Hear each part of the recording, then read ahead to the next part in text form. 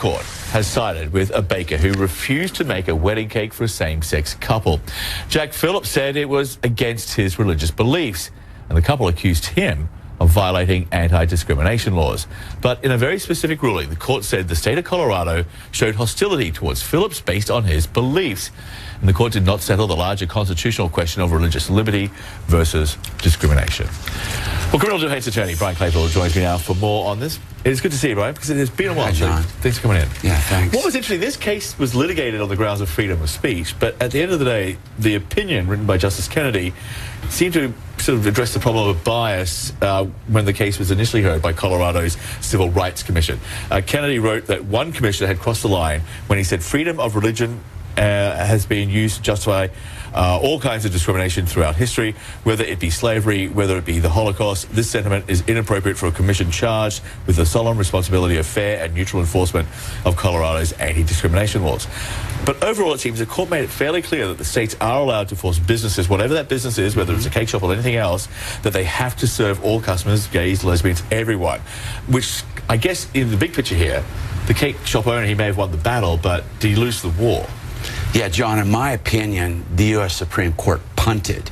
This was a great opportunity for the court to rule on the clash between faith and First Amendment rights and discrimination. And instead of reaching an opinion that addressed that issue, they used, in my opinion, a collateral issue to rule on this. By collateral, what I mean is, oh, well, one of the Civil Rights Commission members made a comment about religion and religious beliefs. Yeah, religious beliefs being used as a propeller for discrimination. But that wasn't really the issue here. The issue to me was whether the bakers, Jack Phillips, the baker, whether he was losing his right, his belief in religion, and his First Amendment right at the expense of discrimination. And why do you think they punted? They didn't want to rule on this issue. Why? It's a tough issue. Let's break it down. For example, first issue you got to talk about is whether baking a cake is even protected by the First Amendment. We haven't even talked about that. I mean, I would argue as a civil rights lawyer too that it's not. The reason why is these bakers have a right to go out and protest. They can still argue against gay rights, and in fact, these bakers, they declined the gay couple before they even talked about the creative aspect of the cake. So in my opinion, the cake is not even First Amendment. But even if it is, you then have to look at an issue of whether that somehow it squares with the law. You mentioned it. Yeah. There is a law, John, there's a law in Colorado that makes it categorically clear that you cannot discriminate against someone based on sexual orientation. And clearly that's what I think happened here. Because David Cole, excuse me, who represented the gay couple, he did write an op-ed in the Washington Post, and that's his opinion, that Colorado's commission's ruling, the initial ruling, was well within the law.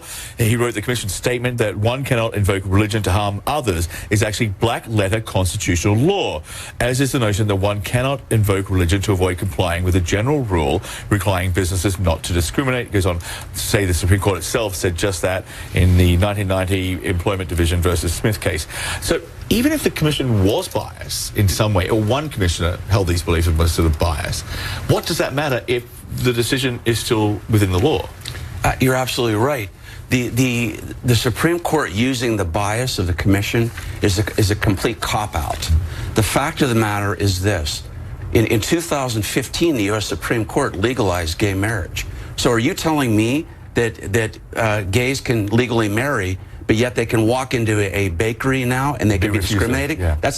Those two principles are at odds, and that's why I think this Supreme Court did not want to address this issue square on. Okay, well, there was this bigger question about discrimination versus religious freedom, and the court, part of the opinion is this: it is a general rule that religious and philosophical objections do not allow business owners to deny protected persons equal access to goods and services under a neutral and generally applicable public accommodations law.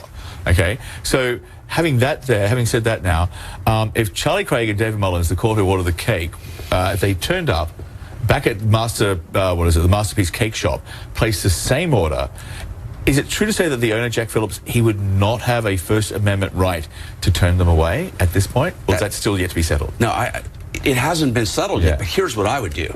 This is what I would recommend. I would recommend that any gay couple walk into the same bakery tomorrow and they order a wedding cake and have the Jack Phillips deny the cake, and then let's have a commission in Colorado not make these comments about discrimination, religion being used as discrimination, have them be on the up and up, issue their ruling, and then that forces the Supreme Court, U.S. Supreme Court, then to really come to head with this issue. Yeah, and in fact, the governor of Colorado, Hickenlooper, said that that's what they'll be looking at with this commission. There was some soaring language in this opinion piece by Kennedy when it comes to the recognition of gay rights. Our society comes to the recognition that gay persons and gay couples cannot be treated as social outcasts or as inferior in dignity and worth. For that reason, the laws and the Constitution can, and in some instances must, protect them in the exercise of their civil rights. The exercise of their freedom on terms equal to others must be given great weight and respect by the courts. So you've got this opinion here, which seems to be at odds with the ultimate decision, siding with the owner of the cake shop. At the end of the day, given what he has written here, if there is another case that goes forward, how much weight does that sort of stuff carry? Well, it's not going to carry as much weight. Right. Here's what's going to happen. This is going to come up again in the very near future. And we're not going to have any excuse for the Supreme Court to avoid making a decision that's based on the real issues. We don't have a ruling today, John, based on the real issues, because the First Amendment does not give you a right to violate the law. And that's exactly what happened here. You can't come up with some religious idea that all of a sudden it's against my religion to black people, to like white. What about white people? Well, white people. Then all of a sudden, all white people going to a bakery can't get a cake. I mean, that just squarely at odds with the fundamentals in our society of civil rights and constitutional rights. And as you say, it was a great chance to resolve this issue, and they avoided it for whatever reason that is. I guess it will be settled one way or the other. We're going to see this again, where the cake is going to clash with faith. It's going to happen again. We're going to see it soon. Can you have your faith and eat your cake as well? Well, I guess we'll find out. There you go. Thanks, Brian. All right, thanks for having me, John. Pleasure.